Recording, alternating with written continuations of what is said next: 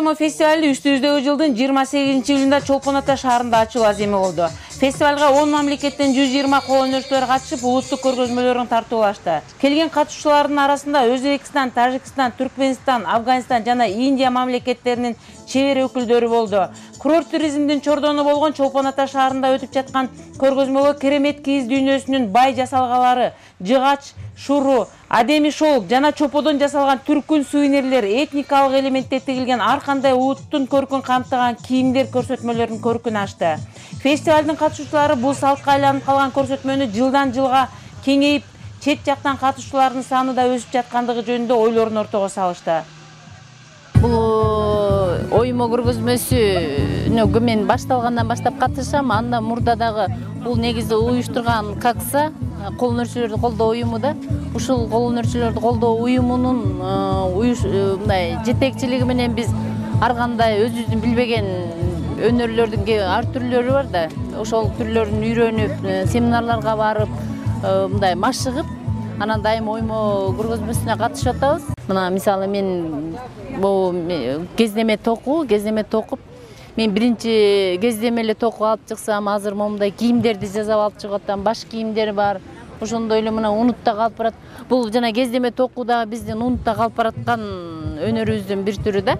Ал эми азыр болсо мына могу жерде бет арчы, жүз арчы да. Мына көрдүңүзбү? Бул дагы мурда кыздар өздөрүнө баягы сеп кылып, жигиттерине ушинтип бет арчы сайдын белестеп, бет жууган сайын көрөт деп ушинтип сайышчы да. Мына ушул жок болуп кетип баратканда, анан ушуну кайра жаңыртып, мына шурларды тизип, жакшына кагылып кайра чыгарып койдук. Бул да өзүнчө кызыгуу туудурат. Ошентип мындай ар бир көргөзмөдө улам жаңы нерселерди алып чыгабыз да, улам жылдан жылга өнүгүп, көбөйүп баратканы сезилет.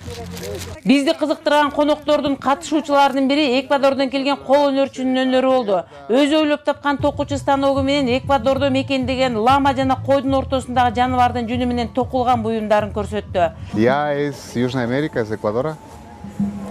Приехал в Киргизию. Привез с собой один товар, продукт, который мы производится в наших краях, это альпака. Альпака это животное, который растет в Эквадор, Перу, Боливия. Мы из них делаем пряжа и потом делаем эти изделия, которые я готовлю на этот станок. Я создал этот инструмент. Вы сами создали, да? Да, это моя авторская работа, да. Я сделал для того, чтобы вязать, чтобы мне легче было вязать. Это другая техника. Спица это одна техника, крючок это другая техника, а это как третья техника, да. Чолпон Ата шаарында өтүп жаткан бул фестиваль жалгыз эле туристтерге кол өнөрчүлөрдүн жасалгаларын сатып алуу эмес, улутубуздун унут калып бара жаткан баалуу буюмдары менен таанышууда негизги максаттардын бири экенине күбө болдук. Бир четинен ошо Чолпон Атада болуп аткан себеби баягы бардык өлкөлөрдөн келген эс алуучулар үчүн дагы абдан кызыктуу.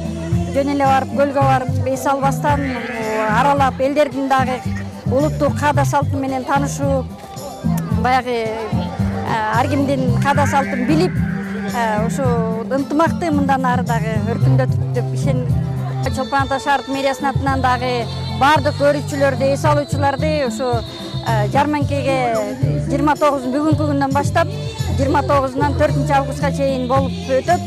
Ошу катышып, бардык өзүңүздөрдүн баягы үй бүлөңүздөргө керектүү болгон буюмдарды, ушул жерден кызыктуу болгон буюмдарды алып кетсеңиздер болот да.